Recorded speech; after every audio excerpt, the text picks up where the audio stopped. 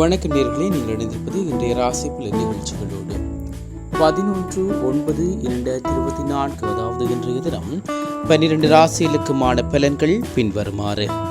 மேசராசி நேயர்களே, ஆடம்பரமான சிந்தனைகள் மேம்படும். புதிய வாகனம் வாங்குவது சார்ந்த எண்ணங்கள் கைகூடி வரும். எதிர்பாராத புதிய சூழல் உண்டாகும். ரிஷபராசி நேயர்களே, பெருமை நிறைந்த நாளாக இருக்கும். புதிய முயற்சிகளில் சிந்தித்து செயற்படவும். குறுகிய தூர பயணங்களின் மூலம் புத்துணர்ச்சி அடைவீர்கள். மிதுன ராசி நேயர்களே, எதிர்வாதங்களை குறைத்துக் கொள்ளவும்.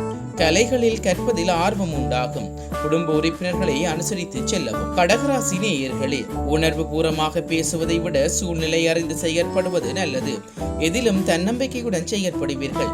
செயற்பாடுகளில் சற்று விழிப்புணர்வுடன் இருக்கவும். சிம்மராசி நேயர்களே, உலகியல் வாழ்க்கையை பற்றிய புரிதல் மேம்படும். புதிய முயற்சிகளில் மாற்றமான சூழல் உண்டாகும்.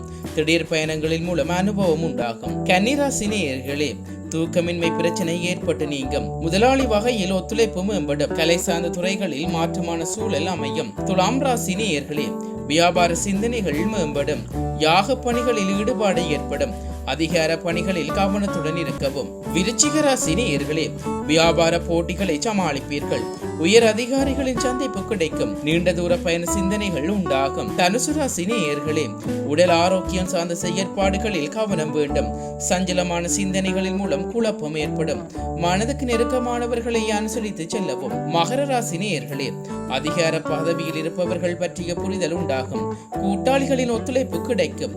பயணங்களில் இருந்து வந்த தடைகள் குறையும். கும்பராசி நேயர்களே, பணி பொறுப்புகளால் நேரம் தவறி உணவு உண்பீர்கள். வழக்கு விவகாரங்களில் இருந்து வந்த இழுபறிகள் குறையும். மற்றவர்களின் தவறுகளை சுட்டிக்காட்டுவதில் விவேகம் வேண்டும். மீனராசி நேயர்களே, வணிகத்தில் விவேகத்துடன் செயற்படவும். பிள்ளைகளின் வழியில் வருமானம் ஏற்படும். பாரம்பரியம் தொடர்பான தேடல் உண்டாகும். இத்துடன் இன்றைய ராசி பலன் நிகழ்ச்சி நிறைவடைந்தது.